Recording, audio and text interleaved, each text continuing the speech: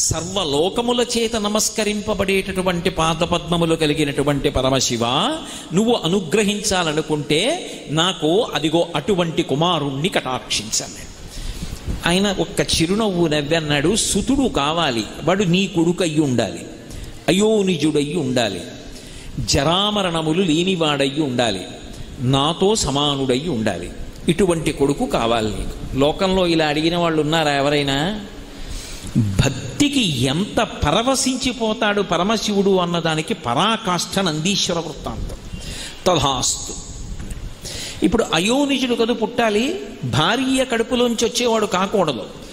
శిలాదుడు సంతోషించాడు, వెళ్ళిపోయి ఆయన ఒక యజ్ఞాన్ని సంకల్పం చేసి యజ్ఞం చేస్తున్నాడు.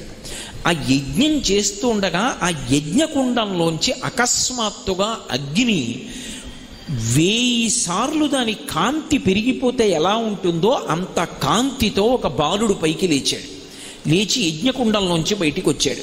ఓ శివానుగ్రహంతో నాకు ఈ కుమారుడు కలిగాడన్నాడు. వాడికి ఉపనయనం చేశాడు, వేద విద్య అంతా నేర్పించాడు, పెరిగి పెద్దవాడు అవుతున్నాడు. పరమశివుడు చిన్న పరీక్ష పెట్టాలనుకున్నాడు, మహర్షుల్ని పంపించాడు. ఆ మహర్షులు ఆశ్రమానికి వెళ్ళి అన్నారు, పరమశివుడు చెప్పిన మాట నువ్వు సరిగ్గా వినలేదు. ఈ పిల్లవాడు అల్పాయుర్దాయం, ఎక్కువ కాలం బ్రతకడవు. ఈ పిల్లవాడు ఆయుర్దాయం అయిపోయింది, ఇంకా కొద్ది రోజులే ఉంటాడన్నాడు. శిలాదుడు ఘోరున ఏడ్చాడు. ఈ పిల్లవాడు అన్నాడు, నాన్నగారు దేనికి ఏడుస్తున్నారు? నిగ్రహానుగ్రహ సమర్థుడు పరమశివుడు, ఆయన ఇవ్వలేనిది లోకంలో లేదు. నేను ఆయన గురించి తపస్సు చేస్తానని వెళ్ళి కూర్చొని పరమశివుడి గురించి తపస్సు చేశాడు. శ్రీచక్రం. ఆ పిల్లవాడి తపస్సుకి పరమ సంతోషాన్ని పొందినటువంటి శంకరుడు ప్రత్యక్షమై నేను నీ పట్ల ఎంతో సంతోషాన్ని పొందాను కాబట్టి నీకు నేను కొన్ని విశేషాలని అనుగ్రహిస్తున్నాను. మీ నాన్న నన్ను వరం అడిగాడు, శిలాదుడికి కొడుకుగా ఉండాలన్నాడు. అందుకు నువ్వు శిలాదుని యొక్క కుమారుడు అని పిలవబడతావు. అయోనిజుడు కావాలన్నాడు, యజ్ఞకుండంలోంచి పుట్టావు.